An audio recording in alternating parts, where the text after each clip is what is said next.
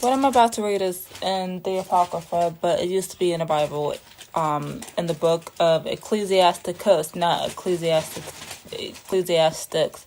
There's two different books in the Bible that sound similar, but it's completely different. But this book was taken out because it was considered unsound doctrine. Complete BS, man.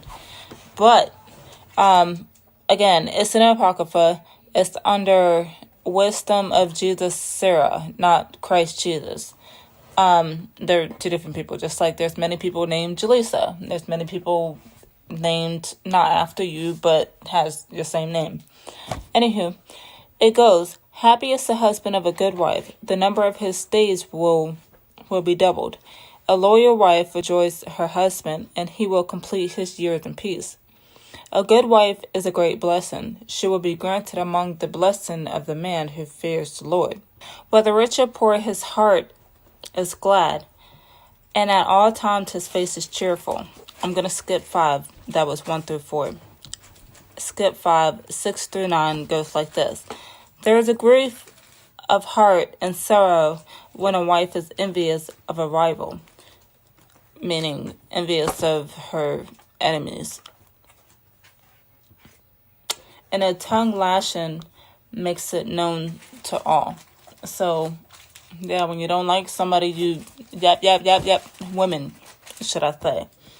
Men are getting just as bad, but that's not my problem to teach men. That's not my problem. Anyways, an evil wife is an ox yoke which chafes. Taking hold of her is like gripping a serpent. Isn't that true? All right. There's a great anger with a wife when a wife is drunken. She will not hide her shame. She will curse you. I'm saying that that's not saying this. She will curse you. She will throw things, bring up old stuff. All right, 9. A wife's harlotry, meaning whoredom, her being a hoe, shows in her lustful eyes. Has anyone cut their eyes at you? Like, any women, like when they were drunk, like just kind of look at you, their slant eyes, and just like, I'm going to show you for 1 second what that looks like. But, it's shown in her lustful eyes, and she is known by her eyelids. Keep strict watch over a headstrong daughter, lest when she finds liberty, freedom, she use it to hurt her. Be on guard against her imprudent eye, and do not wander if she sins against you. As a thirsty wayfarer opens his mouth, meaning like a one of them jugs that you use to water the plant, you know how it's open at the top or whatever.